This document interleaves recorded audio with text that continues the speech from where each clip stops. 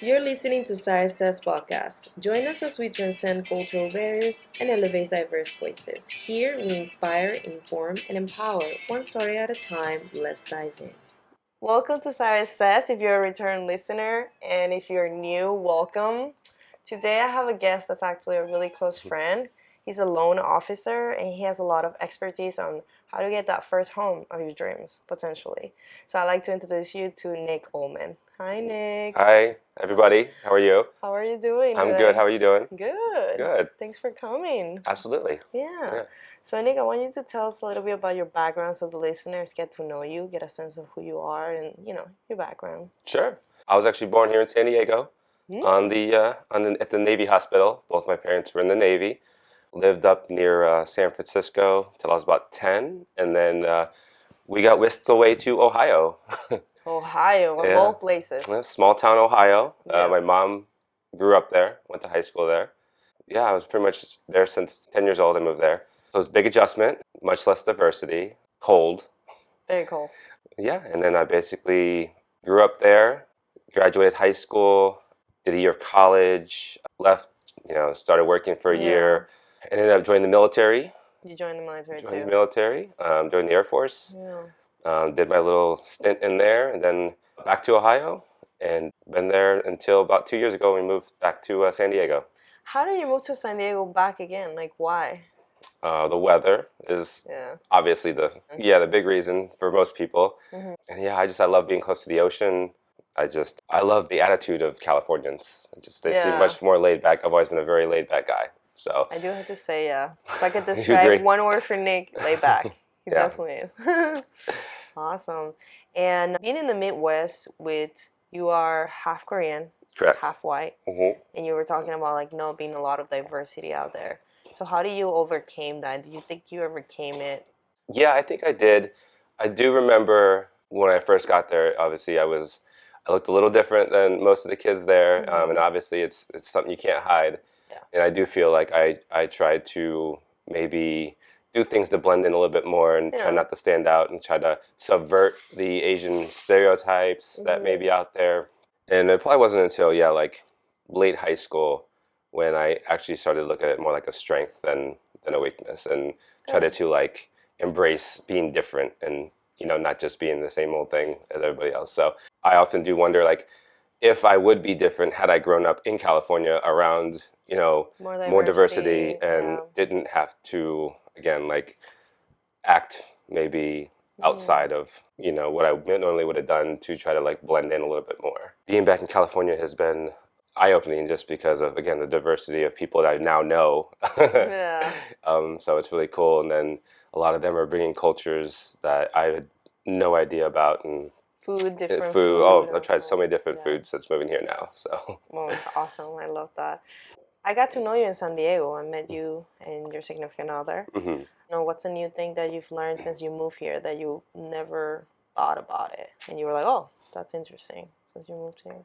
I think just how much being able to go outside all the time, and obviously, about 8-9 months of the year in Ohio, it's pretty cold, rainy, snowy. You've heard of seasonal depression, and that definitely sets in for a lot of people when it's just dark outside, it's gross outside, everyone's stuck in their houses. So I think just the attitude and just the energy that being able to see the sun year round, again, smelling the ocean, and I think you can see it reflected. There's just more people out and about on a daily basis. People like to get up early and just get outside and just enjoy. We're paying for it, right? We're paying for the weather, so you might as well get out there and enjoy it. That's a good advice, because some people don't even think about it. Like, appreciate the fact that we can go out whenever, Inevitably, it's hard not to end up taking things for granted, so I have to remind myself sometimes, like, get out there and enjoy it. Like, it's because it's easy. It's like, oh, well, the next day is going to be nice too sometimes, so you're like, I'll just wait. But you're like, no, you need to get out there and enjoy it while you can, because you never know what's going to happen. So, and you have the option to do it, so you should take advantage of it. I love that. That's a good perspective. I really love that. I want to talk about you're a loan officer. So how do you even got into that? What made you go into being a loan officer? Yeah, I started really, I guess, as a working adult in the military. I was just doing small jobs before, and I joined the military, and I went into like the tech world, so IT, early 2000s, so IT was still emerging and really booming, so I figured it'd be a good skill to have. Did it in the military, came out, maybe did it for another 10 years or so, bounced around to IT jobs, and it just really wasn't for me. It's, it takes a certain personality to sit in front of a computer all day, punch in numbers Teach people.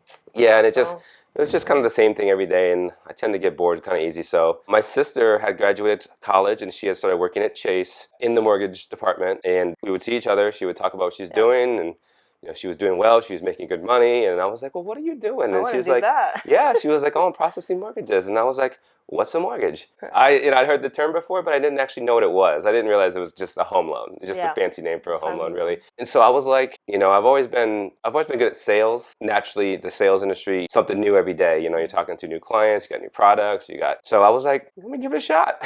So did an interview, and they brought me on as a mortgage processor, which I did for about a year. And then I moved into a loan officer role, and I don't know it's hereditary, but like me and my sister were both really, really good at it. Like numbers just naturally. It's just numbers. It was just, I don't know, it just came very natural to both of us. So she was like a superstar when she was there. I quickly moved up, and my production was among the highest, really, really fast, and it was just really easy for us. Yeah, I did that. I'm still doing it, obviously. But yeah, and I've just been doing that ever since. And I've since left Chase, and I work for Cross Country Mortgage now as a retail loan officer out here in San Diego. It's been pretty good. It's a slight shift from working at Chase. It's more of my own business now. Yeah, more independent. So it's kind of nice, a little bit more freedoms, a lot more options for a lot more people, which is great. So it's been nice being able to help out more people than just we call them the upper crust, relatively well-off people and stuff. You get to touch more people. Oh, absolutely, yeah. And then being in San Diego as a veteran myself, it's great to reach out to so many military members here. That's true. And hopefully help them. Having that connection is helpful, definitely. For loans, we live in crazy times, right? It's hard to afford a house. Most of us believe, I can never do this. But what do you recommend people that are just thinking about it, they're not sure? Give us hope for the next generation, essentially. I would say, our main hope, obviously, is that, interest rates, is the most obvious answer, will come down, hopefully over the next year or so, which will help more people.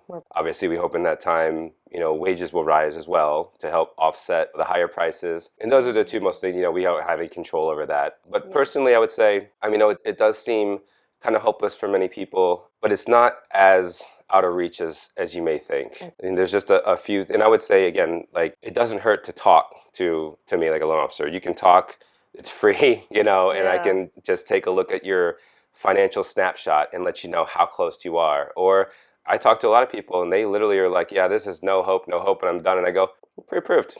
And they're like, what? And I'm like, yeah. And they're like, I had no idea this was even a possibility. Awesome. And I have to really tell them 10 times, no, you can go look at a house, and you can make an offer and you can buy a house if you really want to. Awesome. And they're absolutely just, oh my God, I had no idea this was even a possibility. Awesome. So I would say, number one, talk to, a loan officer at least, and then they can. You guys heard it. Go to him. Reach out. And then it's I like to do that. Just basically, it's consultation. Just take a look at where you are financially. Yeah. How do you recommend people know if this is the right loan officer for me or not? Because everybody's so different. So what should they be looking for, Obviously, there's a general vibe you can get, from people. I would say it's going to be personal preference for the most part. Sometimes you'll get some people who are just searching for the cheapest option, and a lot of times that's going to be someone maybe less, again, when you're good at what you do, you charge accordingly. So the cheapest option isn't always the best option. So I know you got your rate hunters and that are just calling 1,000 different ones and saying who could be the cheapest. And I would say some of the loan officers from the larger institutions, they're a lot more limited in the scope of people they can help. They have less options. They're looking for a much more higher credit scores, higher income, more down payment. They're more strict. Those are their clients. Willing to take on people that actually have different challenges. They have unique cases and things like that. What do you advise though? Let's say people, they're young and they're not planning on getting a house yet. But what do you advise? Do not do this because it will make it harder for you to get a house in the future. I had no idea. There's certain things that I did right, things like student loans, which is not even a big one, but it Mhm. still affects you. And I Right. didn't know getting into that, this is going to affect your ability to get a Yeah. house eventually. So what would be the key things for them to be on the lookout? Like, hey, just make sure you think, don't do this because it's going to affect you in the Yeah. future. Yeah. Really obvious is credit. I'm not the biggest fan of the credit system here in America, but it is what most of our Huge financial qualification. everything is based on. Obviously, student loans are sometimes you can't get around those. So, I'd say obviously for yourself, if you need to get those, get them. But man, the car payments are kind of out of control. I see. Okay, so that's something that should be on the I lookout just, too. I just see a lot of $1,000 car payments on people making very little money. And I get it, it's nice. I like cars. If your goal is to buy a house, that hurts you a lot. Oh, interesting. Just Okay. because of those super large payments. I can work with lower credit scores, but I will tell you the higher it is, the easier it is. Yeah, Like all things else being equal, you may get approved for something if your credit score is higher, and then everything else being equal, income, assets, everything, if your score is lower, they'll say no. Because it's the way it gets approved is it's taking into account, like, again, the whole snapshot and saying, okay, well, if credit's really good, but income's a little low and assets are down payments low, we're still good because they have good credit. And again, if you have really high income and high assets, but you have super low credit score, sometimes they're going to be like, nah, it's a little iffy. So everybody argues, what's the best credit score number? So for Nick, what's the best for you personally? the higher the better. I would say anything above 720. Okay. On most mortgages, you're going to get the best deal. Awesome. Then you guys heard it. Yeah. So 720. shoot for that. Golden number. Shoot for that. That you'll usually get the best terms at that and the most likelihood of approval. If, say, again, like your income's a little low for for what you're trying to afford, but you can put a little more down or something like that. The higher credit score will help say, okay, yeah, their income's a little low, but they have good credit. They're putting a decent sized down payment. Let's go ahead and give it to them. Okay, awesome. Yeah. That's good ones. Thank you. All right, we'll go to a short break and we'll be right back. Today's episode is sponsored by RenovateMagicHub.com, your guide to transforming your home. Whether you're updating a room or planning a full makeover, Renovate Magic Hub provides tailored product suggestions to suit your style and budget. Visit RenovateMagicHub.com for inspiring and practical tips to create a space you'll love. Welcome back to the episode. As we were talking with Nick, so Nick, I want to go into, are you living your American dream? I would like to say, feel like I am as best I can. You got to take everything into perspective. Obviously, economy goes up and down. I try not to just focus on the idea of living the American dream as, oh, I made a lot of money. Right. And I think a lot of people are a little stuck on that when they think about how well they're doing. Say being in a city, coming from a small town, it's it's been a little eye-opening to see. Obviously, there's homeless around here, and it has made me again appreciate what I have, even if it's not everything. I don't have a Ferrari or anything like that. I'm a car guy, so. But prospectively, it's things certainly could be worse, and we definitely are very privileged. And living in San Diego, obviously very privileged in such a nice area. So I would say whatever the American dream really is to you, having great friends and being, as healthy and having a roof over your head and, everything, I think definitely I have done a lot with what I was given. Yeah. What would you say to people that are, because you're from the Midwest, very different from here. Yes. And we don't always see things the same way, right? Like even life in the United States, because it's so big. The United States is really a big country. It is. So what would you say to people that, live in the Midwest? Because they always have their preconceptions, like who we are. But coming from you, a guy who comes from the Midwest, like what's different? Or like can you share with them? I would say the number one thing is it is not like you think it is based on what you see on the news or anything. I would say I've got to travel quite a bit in the last few years, whereas, when I was younger, I didn't really leave Ohio very much. But in the last few years, I've had the opportunity to travel more of the world. And I would say, the number one thing I've noticed is that people around the globe we're all pretty similar. We are all trying to live our dream, which is just a happy life. Yeah. And I think that not staying in your bubble, never leaving your town, and you do have preconceived notions about what people are in different areas of the world, and then again, even in the country, which is kind of crazy to think. The people from Ohio think a general idea about what people in California are like, and they think, oh, they're just hippie liberals dancing around, burning their sage, and crying about pronouns or something, and that's all they think. And I'm just like, you come out here and you'll just realize that everyone's just out here having a good time as best they can. No one is yelling in your face like, oh, you gotta be a Democrat or something. You know, it's like picking sizes or no one whatever. really cares. Yeah. People are just walking around doing their own thing. You know. Yeah. What would you say opposite way? What should Californian also know about the Midwest? That is, they don't know because we think everybody farms in there, which is terrible, I know. thing to put. But I'd like to know on the flip side. What do you Yeah, think? Yeah. I would say, yeah, again, same thing. Like, oh, I've told people I'm from Ohio, and they're just like, yeah, just farmland, right? And I'm like, Yeah, we no, have that there's preconception. many big cities out there. It's a pretty populated state. You know, we do have, some of the best sweet corn. So I'll say that, but it's very populated. It's the cities are just as bustling as, some of the bigger cities out here. And again, for the most part, I think there's also a preconceived notion that everyone out there is dumb or, That's not the well, case. I don't say like racist or, Yeah. bigoted or something, but not everyone is, not at all. And you're going to find those people. That's why if you travel around, you'll see, yeah, there's those people everywhere, but the majority of people are just, they're very open-minded. They're just trying to do their thing. So I think it's we have these like preconceived notions, just based on location. I don't think it has anything to do with location much. It's Thanks for sharing that. That was like Yeah. a fun one to throw out there for people. I mean, we'll come out. We'll take you out to Ohio sometime. We'll take I'm you around town. down. We can party, and you'll be like, oh Yeah. yes, it's pretty much similar. I'm not afraid. I mean, Yeah, I no. come from a culture where very mixed. Mhm. And my mom's Korean, and then my dad was a mixture of Europeans, Mhm. and I was born in Venezuela, and it's like I don't even look like what most people in my country look like. Yeah. But it's okay. We were a melting pot, so I welcome that. So I have a fun thing in my podcast where I ask you the question that the previous guest left. And then you leave a question for the next one. So the question from the previous guest is, what was the best advice you ever got, and what was the worst advice you've ever got?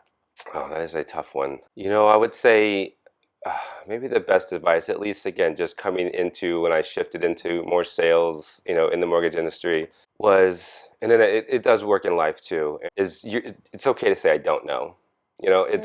It's okay to just say, let me find out. And I think there's more than knowing everything. No one can know everything, but being willing to admit you don't know and then knowing how to find that info, I think is a much more valuable skill than just being a know-it-all. And I think That's very humbling. yeah, and I think, and I would say it took me a lot of years to really follow through on that advice. I knew it. I would tend to, say like, no, I know it. Like, again, it's the even ego gets in the way. it is ego, yeah, and it's really hard to put aside your ego and just say, I mean, even to someone like defer to them. You know more than I do on something. That's how you learn. So I say that is probably the best advice. Like even if I didn't take it right away, but eventually it made sense to me. It clicked. Okay. Yeah. And then, man, worst advice. I can't say it was worst advice. It's really hard to think of like the worst advice because I tend to try to find something good in everything, a silver lining type of guy. I would say just in general, the idea that we should devote our lives like to just making as much money as possible, and that's the only thing you need to worry about. Like when you're younger, I would say no. Like there's a lot more to life, and don't narrow your mind so much that that's all you focus on because ultimately it's you're never really going to reach your goal. Like it doesn't really matter. Like we have millionaires and billionaires out there that are still wanting more and more and more. They don't need more, but they want more. It's like a never-ending goal. So I think you should focus more on life and enjoying it. Connection, for what it getting is. to know yourself. Exactly. I mean, just getting to know yourself is like it takes a long time. Mhm. Lots of people take their whole 20s, Mhm. and even by your early 30s, you're still figuring out what you want to do. Yeah, absolutely. Like you're young, and you should take it like that. Yeah. But people are so like, I think milestones are so big, for people. Yeah. I need to hit this by this age. By this I have age, to hit, yeah. otherwise they Understood that. feel so left out. When in reality, it's like everybody's journey is so different. Yeah. And then because if you're not hitting those milestones, then you feel like you're a failure for some reason. It's like, well, maybe that's just not your path. Yep. Maybe you are, obviously, marriage is always the big one where, oh, Very gotta be big married one. by this. But then, the girls are like, I don't really want to be married by then, But then again, they're kind of made like, oh, well, you're failing at your life because you didn't hit that milestone. And yeah, I would say, yeah, don't worry about that. Worry about yourself, Thank you. Mhm. I love that. Nick, what would you leave to the next guest? I would ask them if there was one celebrity or famous person that they could interview and talk to, living or dead, who would that be and why? Ooh, that's a good one. That's a good one. Thank you. Well, Nick, so where can people find you? What's the best place to, reach out to you? You can reach me by phone. I have a website as well. I'm going to tag it in here. But do Okay. you want to spell the website real quick for me? Yeah, it's online? just the Oltman team. So it's the Oltman, Oltman team at crosscountrymortgage.com. Perfect. Okay, I'll put it in there. Fantastic. And can people reach you anytime? Pretty much, yeah. It's the one aspect of the job. It's pretty much. Are your consultations free? Yes. There you go, guys. Don't be afraid to reach out. My Instagram, I have a link in my bio, Nick_Oltman_mortgage. Perfect. Okay. I'll tag it on the video, guys, in the description as well, so you guys can find it. Right. And there's a link in the bio. You can actually schedule a consultation with me. Awesome. Anytime you like. Well, thank you, Nick. You're welcome. It's been a pleasure. Thank you for coming. Thank you. Appreciate you. All right, guys, that was it for today's episode. I hope you guys enjoy it, and make sure you guys leave your comments and reach out to Nick. Honestly, he's the friendliest person I've ever met. All right, bye, guys. Bye. Thanks for listening to Siris Says. Don't forget to follow, subscribe, and drop a like. Share your thoughts in the comments, and stay tuned for more inspiring stories. Until next time, keep chasing those dreams.